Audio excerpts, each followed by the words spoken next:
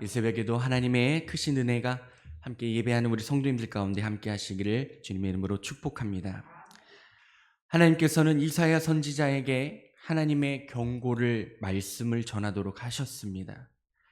아수르의 위험을 느낀 애굽과 구스는 동맹을 맺고 일전을 치르려고 준비를 하고 있습니다. 이와 같이 이 긴장감이 돌고 있는 국제 정세 속에서 유다는 반아수르 전선에 참여하는 동맹을 맺고자 했지만 하나님께서는 이 이사야 선지자를 통해서 동맹에 가담하지 말고 하나님을 의지하라고 말씀하고 계십니다. 그런데 이 메시지는요, 이사야 선지자의 입술의 말로만 전해진 것이 아닙니다.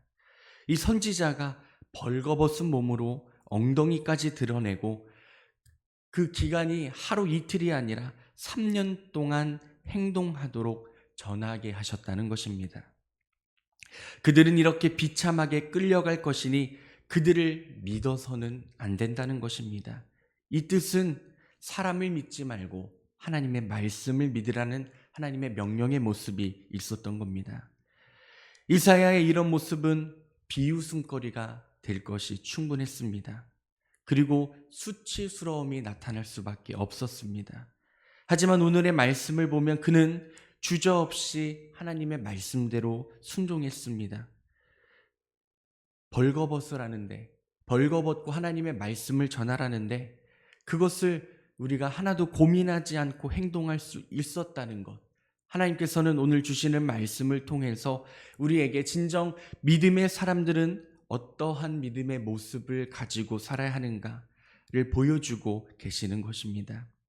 그렇기 때문에 우리들이 주님의 믿는 사람들의 모습을 따라 살아가려고 할 때 우리들은 절대 순종하는 믿음의 자세를 가져야 합니다.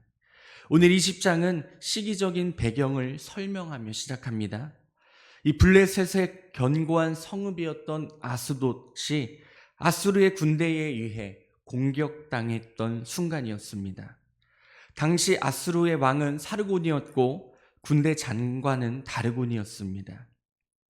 이사야는 자신이 살고 있던 이 시기를 무엇이라고 생각했느냐? 폭력과 점령의 때로 여기고 있었습니다. 하나님이 이사야의 목소리를 통해서 우리에게 세상이 폭력으로 얼룩진 이유는 왜냐? 하나님의 명령, 하나님의 통치를 거절한 왕들이 있었기 때문이라고 고백합니다. 이 본문에서 폭력과 점령의 원인은 바로 사르곤 왕 때문이었습니다. 1장에서 11장, 12장은 아하스 왕을 샘플 삼아서 통치권의 주체인 하나님이 아닌 자신으로 여길 때에 어떠한 일이 일어나는지를 말씀해 주셨습니다. 그리고 7장에서 하나님이 이사야 선지자를 보냈음에도 아하스는 나는 구하지 아니하겠나이다, 나는 여호와를 시험하지 아니하겠나이다 라고 부드럽게 들리지만 단호하게 하나님의 말씀을 거절하는 모습을 볼 수가 있습니다. 자기 정치력을 극대화해서 다른 나라들의 힘을 이끌어낸다면 위기를 극복해낼 수 있다는 사람의 생각을 가지고 있었기 때문입니다. 그래서 많은 왕들이 이렇게 하나님의 뜻을 따르지 않고 하나님의 말씀을 따르지 않고 그렇게 이루어지다가 결국에는 이 20장까지의 말씀에 다다르게 된 것입니다. 그리고 다시금 시간이 흐르고 지역이 다르고 정치의 체계와 왕이 달라졌음에도 불구하고 이사야 선지자가 보기엔 아직도 폭력과 점령의 시기였습니다. 1명이든 100명이든 1000명이든 10,000명이든 간에 각자의 왕국을 세우기 위해 노력했고 하나님의 나라를 세우기보다는 자신들의 논리로, 자신들의 생각으로 자신들의 나라를 세우려고 했다는 것입니다. 그런데 하나님께서는 이러한 시대 속에서 이사야에게 어떠한 방식으로 말씀을 전하게 하여 주셨는지를 주목해야 합니다. 그는 말씀을 또는 또 다른 폭력의 명분으로 삼지 않았습니다. 너 이렇게 하면 죽는다, 너 이렇게 하면 하나님의 말씀을 듣지 않으면 죽는다라는 식의 그러한 폭력적인 태도를 취한 것이 아니라 사랑과 인내와 자기의 희생, 그리고 하나님의 말씀을 순종함으로써 그 하나님의 사랑을 전하는 것을 볼 수가 있습니다. 아무리 선지자라 해도요, 벌거벗은 몸이요. 벌거벗었다는 게 뭔지 아시죠? 팬티 한 올까지도 걸치지 않았다는 뜻입니다. 그 엉덩이까지도 드러내고 행동하는 것이 쉬운 일이 아닙니다. 상상하지 마십시오. 제가 만약에 옷을 안 입고 설교를 한다고 생각해 보십시오. 생각만 하시고 상상은 하지 마십시오. 네. 그러면 우리 성도님들이 보시기에 제가 제정신으로 보이셨겠습니까? 부끄러워서 저의 얼굴도 쳐다보지 못하셨을 겁니다. 하지만 이 벌거벗은 몸으로, 왜냐? 하나님이 명령하셨기 때문에 선지자라는 하나님의 말씀을 대언하는 자에 서 있던 그 사람이 3년이나 그렇게 하나님의 말씀을 전하는 것에 순종하고 순종했다는 것입니다. 성도님들, 하나님이 우리에게 그러한 말씀을 하셨다면 우리는 과연 어디까지 순종할 수 있으십니까? 하나님의 부르심 받은 사람들은 많지만 순종하는 사람들은 그렇게 많지 않습니다. 어떤 사람은 자신의 사회적 지위와 체면으로 볼 때 그런 일은 맞지 않다고 생각합니다. 우리들의 지나온 과거들을 돌이켜 볼 때에 내 위신에, 내 지위에 맞지 않는 일을 하도록 부르심을 받았다고 생각해 본 적은 없습니까? 그때 어떻게 행동하셨나요? 순종하셨습니까? 아니면 회피하셨습니까? 교회에는 참 많은 봉사의 자리들이 있습니다. 그런데 어떤 사람은요, 나의 위치에 맞는 봉사의 자리를 찾는 사람들이 있습니다. 혹시 그런 자리가 있습니까? 교회 안에서요? 없습니다. 교회 안에서 우리가 어떠한 봉사를 하던 하나님 안에서는 하나님 보시기에 다 똑같은 자리이며 똑같은 사역입니다. 하지만 어떠한 사람은요, 교회에 와서 작은 청소하는 것조차 나와 맞지 않다고 생각하는 사람들이 있다는 것입니다. 사랑하는 성도님들, 이 시간 하나님이 이사야 선지자를 위해서 우리에게 보여주시는 것, 그것은 지위와 우리의 위신이 아닙니다.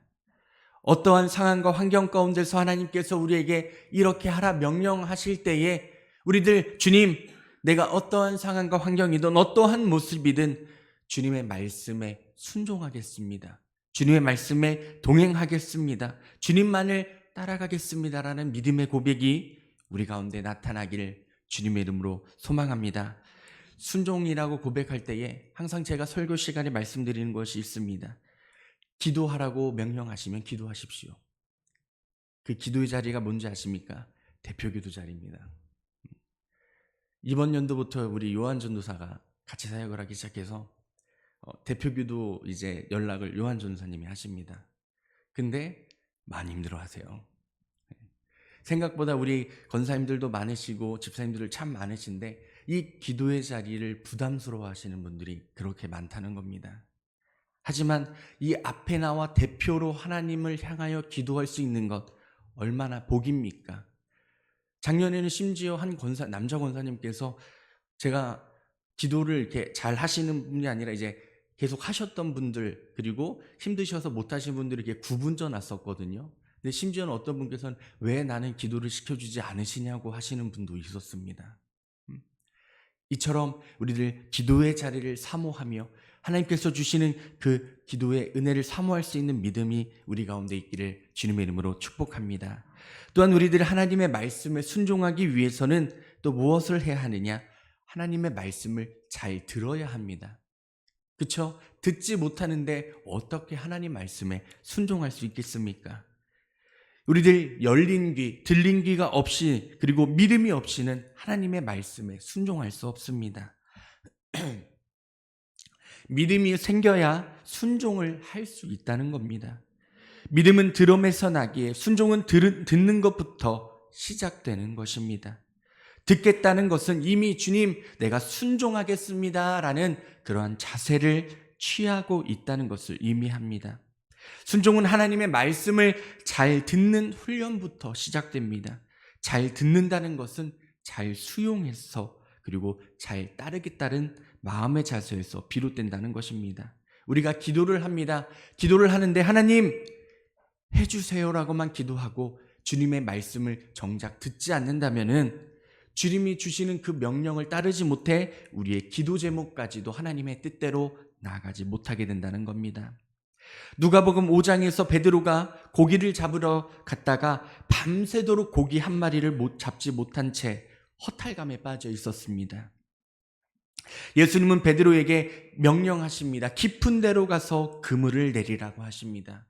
그런데 베드로는 베테랑 어부였습니다. 예수님의 말씀은 베드로의 경험으로 비추어 봤을 때에 자신이 생각했을 때 이해할 수 없는 행동이었습니다. 갈릴리 호수는 밤에 고기가 잘 잡히는데 날이 환하게 밝았으니 그물을 던질 시간이 아니었던 겁니다.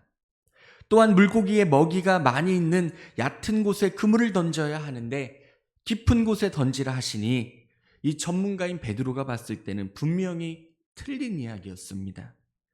더구나 예수님은 무슨 출신이었죠? 목수 출신이었습니다.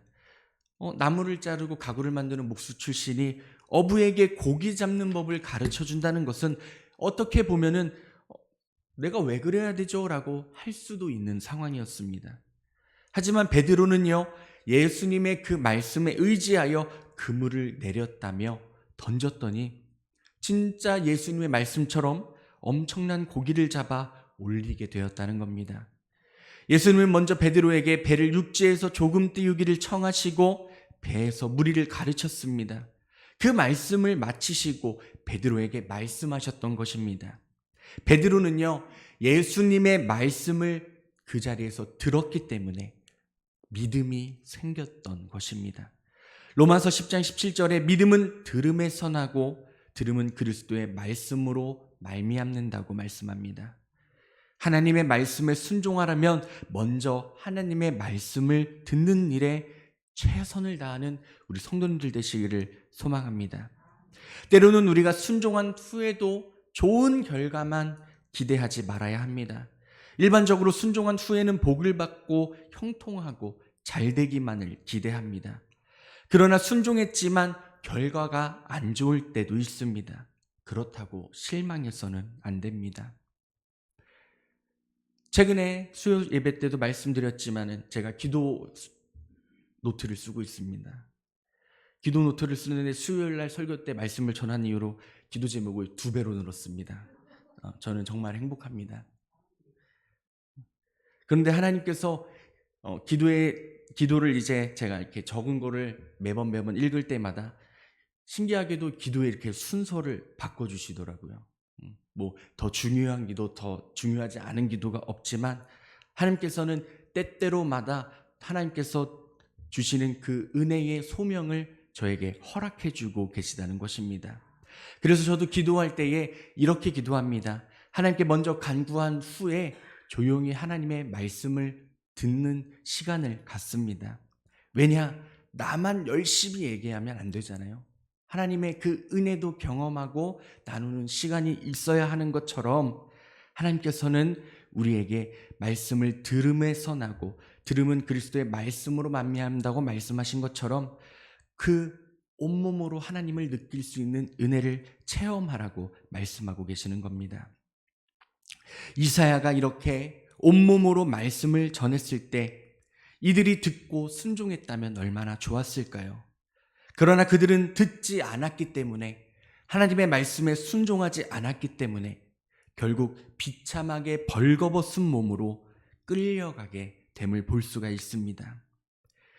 이사야가 온몸으로 순종한 이 말씀의 행위는 아스돗이 점령된 지 약 30년 후에 사실로 이루어졌습니다.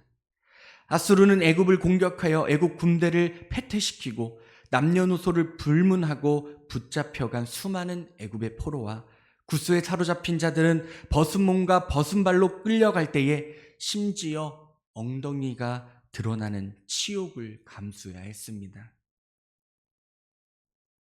우리는 세상의 인본주의, 그리고 실용주의, 개인주의, 이기주의, 물질 만능주의에 빠져서는 안 됩니다. 우리는 언제나 하나님의 말씀을 들으려고 해야 한다는 것입니다. 우리들이 하나님의 말씀이 아닌 그리스도의 사명을 망각하며 살아간 채 살아갈 때에 우리들은 하나님의 맡겨주신 그 사명을 잊을 때가 많기 때문입니다. 하나님은 우리를 하나님의 일을 하도록 주의 자녀로 삼으셨습니다. 사랑하는 성도님들, 오늘의 말씀을 보면서 어떠한 생각이 드십니까?